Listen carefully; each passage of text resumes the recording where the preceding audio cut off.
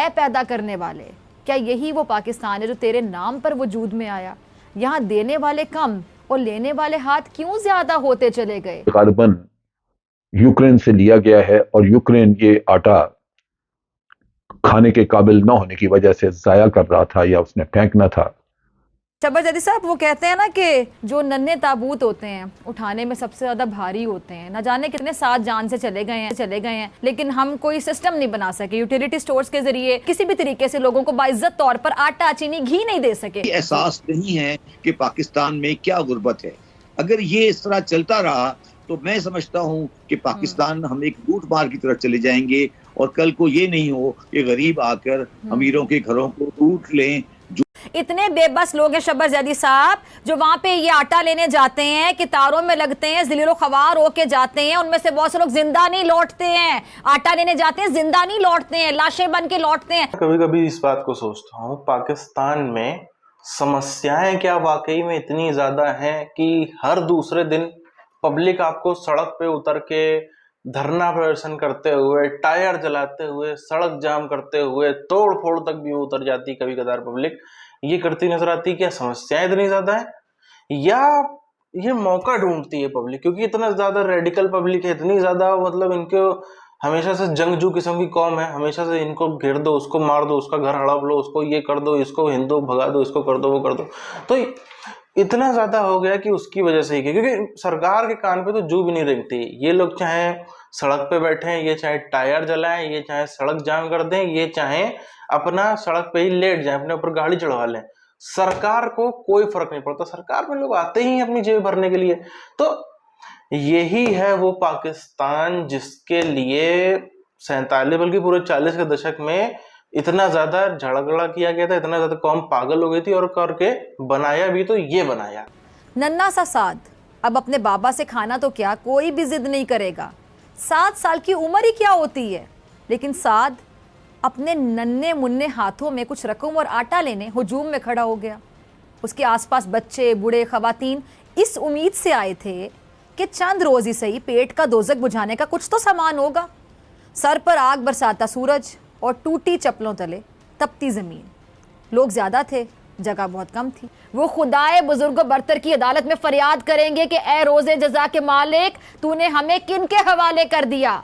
वो हुक्मरान जो ठंडे कमरों और गाड़ियों में बैठकर हमारी बेबसी का नजारा किया करते थे, क्या वो रमजान में भी नहीं जान सके कि भूख की तड़प के तारों में हाथ फैलाने की जिल्लत आखिर होती क्या है? ए पैदा करने वाले, क्या यही वो पाकिस्तान है जो तेरे नाम पर वजूद में आया?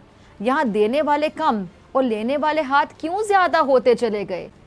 क्या इनके अपने बच्चों ने कभी कितारों में लगकर राशन लिया? कभी भूख और प्यास की सख्ती बर्दाश्त की है? या समझ भी सकते हैं कि होती क्या, बर्दाश्त करना तो दूर की बात है।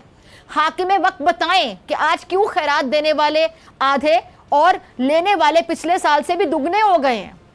शहबाज शरीफ साहब, आप तो मुल्क की तकदीर बदलने आए थे, तकदीर बदलने, अवाम को महंगाई से निजात दिलाने आए थे। आपके दौर में तो उन्हें जिंदगी से निजात मिल रही है। क्या ये है जमहूरियत? क्या ये है जमहूरियत कि हुक्मरान तो ऐश करें और गरीब खाने के लिए कितारें लगा लगा कर जाने दें? क्या ये हमेशा मांगने के लिए पैदा हुए हैं? और जिनके पास अब हुक्मरान वोट मांगने जाएंगे, लेकिन किस मुंह से जाएंगे? शायद इसीलिए हुकूमत इंतखाबात कराने से भाग रही है। लेकिन कब तक? एक दिन तो सामना करना पड़ेगा, जो किया है वो भुगतना तो पड़ेगा। मेरा इस पे नतीजा ये है कि आज का जो निज़ाम पाकिस्तान का है, इसमें तमाम लोग शामिल हैं। वो मुराद याफ्ता तबका वो नहीं चाहता कि पाकिस्तान में गुर्बत ख़त्म हो। हज़रत अली अलैहिस्सलाम ने कहा था कि बाशरा कुफर के साथ बाकी रह सकता है मगर जुल्म के साथ बाकी नहीं रह सकता।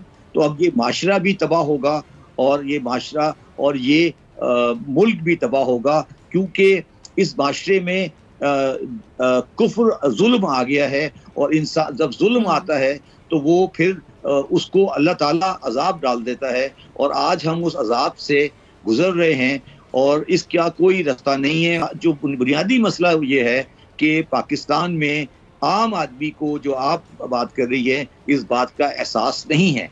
आज भी होटलों में जाएं, आप सड़कों में देखें, शादी ब्याह की तकरीबात देखें, कोई एहसास नहीं है कि पाकिस्तान में क्या गुर्बत है।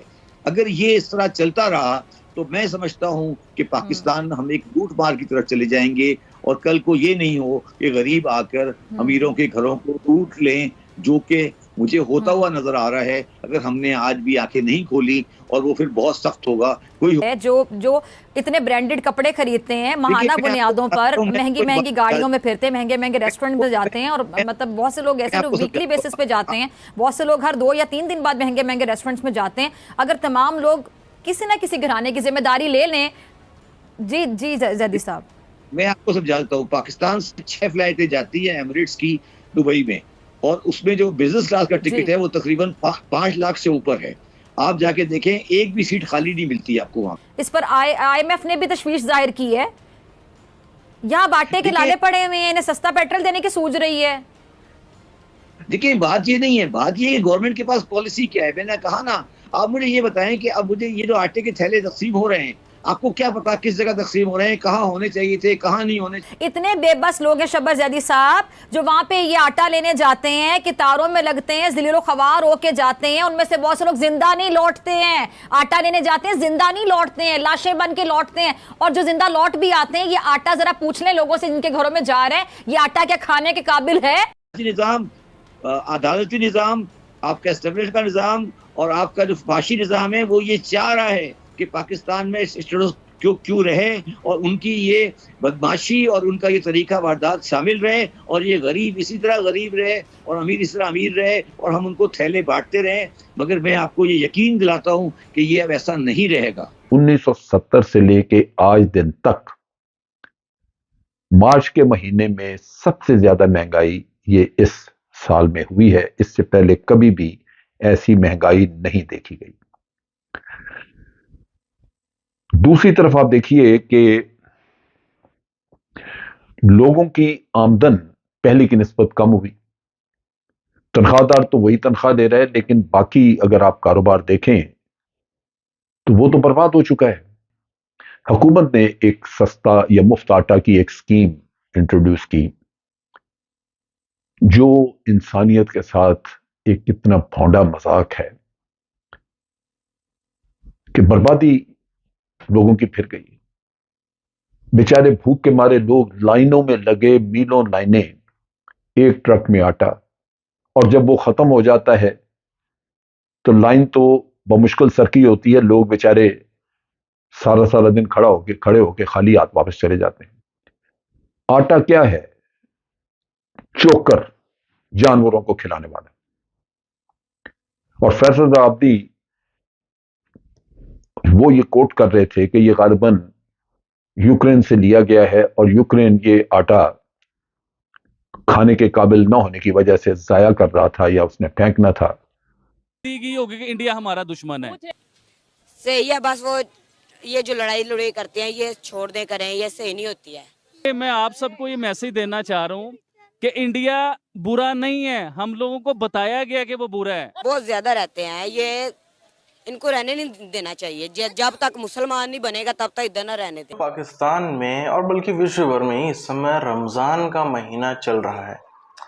इस महीने में तो कम से कम, वैसे भी कम से कम जहाँ पे मुस्लिम आबादी बहुल्य है वहां पर गैस की, रसोई गैस की जो खपत है वो कम हो जाती है, क्योंकि सुबह शहरी के समय 3 बजे जो भी बन गया, फिर उसके बाद शाम को, नहीं शहरी तो शाम को होती, जो सुबह टाइम में बन गया और शाम को तो 2 ही बार बनता है दिन भर। ये नहीं कि हर समय कुछ ना कुछ चल रहा है, तो वैसा तो नहीं होता है। बात यह है, इस टाइम में भी यदि पाकिस्तान की सरकार अपनी आवाम को, अपनी पब्लिक को, अपनी जनता को रसोई गैस नहीं दे पा रही है, तो फिर आखिर कब देगी?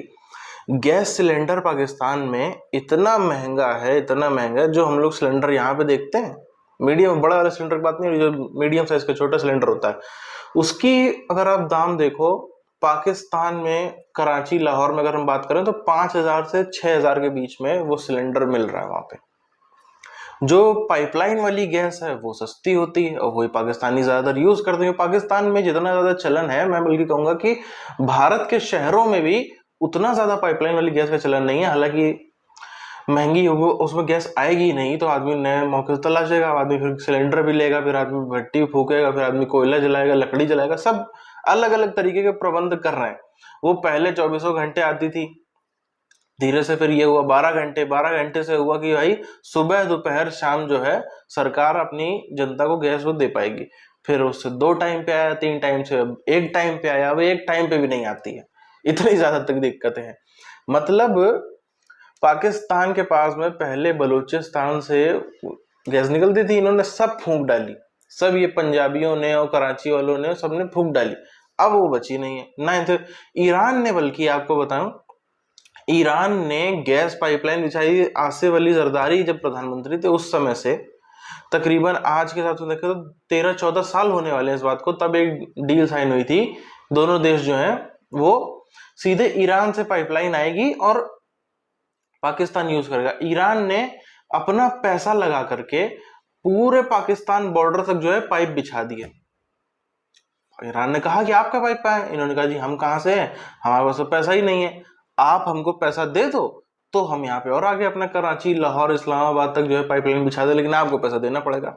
इतना बुरा गुस्सा आया ईरान इनसे तब से इनके रिश्ते खराब होने में एक कारण वो भी। और अभी भी तकरीबन वो फाइन भेजता रहता है, हर साल जो है फाइन बढ़ाता चला जा रहा है इस इनके कानून तोड़ने के लिए, वादा तोड़ने के लिए फाइन बढ़ाता चला जा रहा है, लेकिन कोई फर्क ही नहीं, क्योंकि इनको कौन सा देना है उनका फाइन।